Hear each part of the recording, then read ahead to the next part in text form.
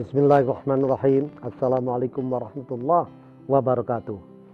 Alhamdulillah adada khalqihi wa ridha nafsihi wa zinata arsyihi wa midada kalimati. Wassalatu wassalamu ala Rasulillah sayyidil anbiya'i wal mursalin wa ala alihi wa sahbihi ajmain, amma ba'du.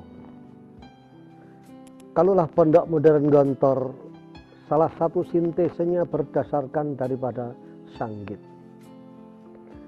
Ada juga berdasarkan Al-Azhar, berdasarkan Aligar, dan juga Santiniketan. Dalam hal ini saya akan terangkan tentang masalah Sanggit. Sanggit yang saya lihat kemarin, saya sengaja menuju ke daerah Sanggit di tengah padang pasir. Jarak dari Nawakisud sebagai ibu kota Mauritania kurang lebih 750 km. Kami dengan 2 kendaraan Land Rover menuju ke Sanggit. Dari sini maka alhamdulillah kami bisa mendapatkan Sanggit yang sekarang. Sanggit yang sekarang adalah miskin harta, miskin ilmu, miskin sakofah, dan miskin pendidikan. Dari sini maka apa yang menyebabkan Sanggit hancur? Setelah mereka itu bangkit 1150 tahun. Dari tahun 160 Hijriah sampai 1300 Hijriah.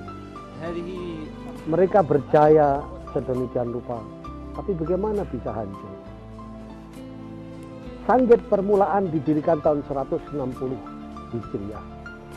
Kemudian setelah itu bangkit, turun lagi, bangkit, turun lagi. Sehingga datanglah seorang namanya Abdullah Yasin dan Yahya ibn Ibrahim. Mereka menciptakan lembaga pendidikan di Sanggit. Apalagi setelah menemukan sumur yang digali di daerah Sanggit itu, maka bertambah makmur daripada orang Sanggit. Orang menuntut ilmu kepada 2 orang yang ahli strategi, ahli daripada kepemimpinan, ahli di dalam agama, ahli di dalam bermacam-macam ilmu pengetahuan. Maka mulailah di situ bangkit lembaga pendidikan. Lembaga pendidikan itu disebut ribat. Di dalam bahasa Arabnya atau yarbitu. Yarbutu di sini artinya dia menalikan untanya di kabilah sana, menyalikan untanya di kabilah sini, akhirnya menjadi ribat-ribat. Dari ribat-ribat inilah maka dakwah Islamiyah ini diselesaikan dengan lembaga pendidikan. Dan kemudian dengan dakwah Islamiyah, lembaga pendidikan ini berjalan. Kemudian dengan lembaga kemasyarakatan. Namun lembaga pendidikan dan kemasyarakatan ini masih kurang. Ketika jemaah haji itu pergi ke Mekah, itu kadang-kadang diserang sama penyamun. Untuk itu perlu membuat tentara untuk melindungi kabilahnya, apalagi dalam pertempuran antar kabilah. Maka alhamdulillah disebutlah sebuah negara Murabbitin. Berdirilah negara Murabbitin. Dari negara Murabbitin ini maka tambahlah kuat dengan lembaga pendidikan, lembaga dakwah Islamiyah, dan lembaga kemasyarakatan. Juga ada lembaga pemerintahan dan kerajaan Daulatul Murabbitin. Maka Sanggit yang kita kenal sedemikian rupa, ada Daulatul Ilmi, ada Daulatul Mal, di mana pusat pendidikan itu didatangi oleh orang-orang dari Afrika. Mereka menuntut ilmu, kemudian menunaikan ibadah haji, dan mereka sambil berdagang. Otomatis di situ ada Daulatul Ilmi, ada Daulatul Mal, dan ada Daulatul Tarbiyah wa Ta'lim untuk mendidik para putra-putra Sanggit itu menjadi dai-dai. Maka terkenal Sanggit itu dengan gurunya, syekhnya yang kaya raya, yang memberikan unta dan mendirikan keledai khimar dan mendirikan kuda kepada para alumni-alumninya untuk berdakwah, sehingga seantero Afrika Barat dan Utara itu diislamkan oleh Sanggit. Kemudian Sanggit ini ada daulatul ilmi, ada daulatul tarbiyah wa ta'lim, ada daulatul mal. Dan memang ada daulatul murabiti. Nah, disinilah letak kekuatan Sanggit. Dari segi ilmu, maknawian, madian, wa ilmian, merupakan sebuah kekuatan. Nah, dari kekuatan itulah maka Gontor ingin mencoba menciptakan sebuah daulatul ilmi, wa daulatul tarbiyah wa ta'lim, dan kemudian daulatul mal. Dengan kita berdikari, kita dengan kemandirian Pondok Modern Gontor, alhamdulillah kita mempunyai kurang lebih 500 hektar kelapa sawit, ada 90.000 hektar kehutanan yang ada di Kalimantan Timur, dan 150 hektar yang ada di Kendari, dan 200 hektar sawah, dan beberapa usaha-usaha pondok dan dari percetakan, dari toko buku, koperasi pelajar, dan lain sebagainya. Kemudian, kenapa Sanggit hancur? Sanggit hancur dikarenakan pertama kali memang ulah daripada penjajah. Penjajah ini pertama kali menghancurkan dengan Sakofah Al-Gharbiyah. Dengan Sakofah Al-Gharbiyah peradaban barat, mereka membuat sekolah-sekolah, dan sekolah-sekolah itu setelah menamatkan sekolahnya, maka dia bisa bekerja sama pemerintah penjajahan Perancis.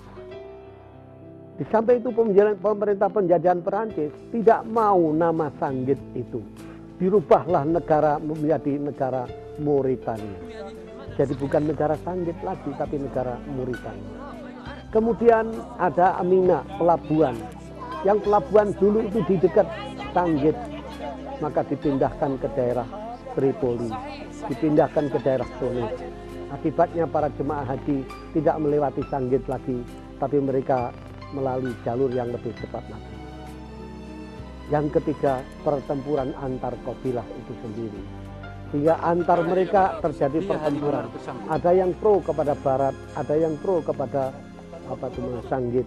Dan disinilah letak pertikaian itu menimbulkan kelemahan daripada seluruhnya. Maka dari sinilah Pondok Modern Gontor mendapatkan sebuah sintese dari Sanggit, di mana Kiai Mas Mansur itu salah satu tokoh Muhammadiyah.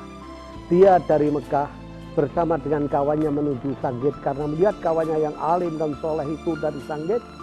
Kemudian setelah dari Sanggit pulang ke Indonesia, mendirikan Madrasatul Mubalighin, di mana salah satu pendiri Pondok Modern Gontor ini ikut di dalam lembaga pendidikan di Madrasatul Mubalighin yang dilaksanakan dan dipimpin oleh Pak Kiai Mas Mansur. Dari sinilah maka Gontor mendapatkan berita-berita tentang lembaga pendidikan dan Sanggit ini sedemikian rupa. Akhirnya dari sini bisa kita ambil sebuah kesimpulan. Merupakan sebuah lembaga pendidikan, lembaga dakwah, lembaga kemasyarakatan, kemudian ada sebuah lembaga kepemerintahan. Tapi Al-Azhar beda lagi. Al-Azhar merupakan lembaga pendidikan dan lembaga dakwah Islamiyah yang didirikan oleh Daulah Fatimiyah. Maka dilindungi oleh Daulah Fatimiyah inilah, maka Al-Azhar bangkit dan berdiri. Permulaannya adalah Syiah. Tapi setelah Salahuddin Al-Ayyubi mengumpulkan orang-orang Islam dalam pertempurannya dengan perang salib, maka alhamdulillah bisa menjadi Sunni, ahli sunnah wal jamaah. Dari Al-Azhar University juga merupakan daulatul ilmi, daulatul mal, dengan sekian ratus hektar daripada tanah dan sawah, serta ratusan bangunan dan rumah kepunyaan Al-Azhar, serta perkebunan kepunyaan Al-Azhar, merupakan sebuah kekayaan yang luar biasa. Maka ada daulatul ilmi, ada daulatul mal, ada dakwah al-Islamiyah dan gerakan sosial masyarakat. Namun Azhar tidak berpolitik praktis seperti Sanggit. Al-Azhar ini didirikan oleh Daulah Fatimiyah. Maka Daulah Fatimiyah lah yang membackup seluruh kegiatan daripada Al-Azhar ini. Dan setelah itu adalah pemerintah yang seperti sekarang ini, Daulatul Mamalik dan lain sebagainya. Sehingga tetap Al-Azhar tidak berpolitik praktis sampai sekarang. Gontor pun tidak berpolitik praktis seperti Al-Azhar. Nah, adapun Aligarh dengan modernisasi pendidikannya, maka pendidikan di Aligarh ini sangat modern, efektif, efisien, dalam tempo 6 tahun, 8 tahun, 10 tahun sudah mengeluarkan alumni yang alim-alim dan pintar-pintar dan hebat-hebat. Akhirnya keluaran Aligarh, ayam Aligarhian, mereka mengaku Aligarh. Akhirnya membuat gerakan-gerakan sosial masyarakat, pendidikan, dan akhirnya meneruskan gerakan yang menciptakan negara Pakistan. Itulah Aligarh. Dari sinilah maka saudara sekalian, Sanggit, Al-Azhar, Aligarh, dan Anda Santiniketan, kampung yang damai. Maka Pondok Modern Gontor merupakan Darussalam, kampung yang damai. Damai artinya dalam arti kata kedamaian, tidak ada kekerasan, karena kita menuntut ilmu dalam lembaga pendidikan yang penuh dengan kedamaian.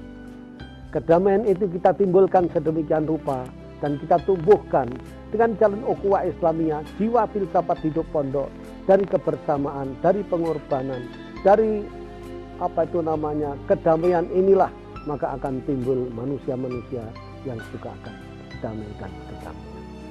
Dari sini maka Gontor meniru dalam rangka menegakkan kalimat Allah di bumi Indonesia ini dengan melaksanakan dunia pendidikan, dakwah Islamiyah, dan dengan demikian maka insya Allah kita akan meletakkan dasar-dasar peradaban dunia, dan itu adalah di Pondok Modern Gontor.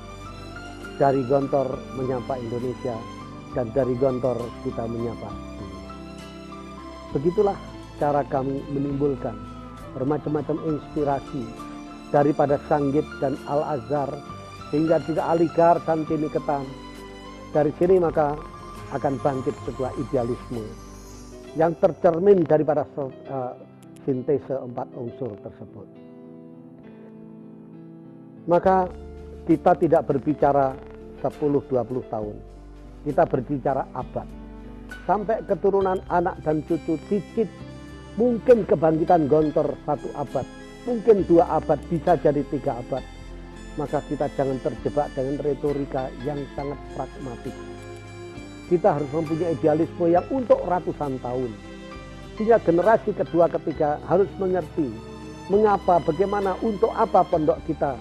Dengan segala pengertian itu, maka dia bersegala ikhlasan, dengan segala keikhlasannya dia mengabdi, membantu Pondok Modern Gontor dengan sepenuh keikhlasan dan kesungguhan dan dengan pengertian. Itulah nasihat kami kepada generasi yang akan datang. Terima kasih. Assalamualaikum warahmatullahi wabarakatuh.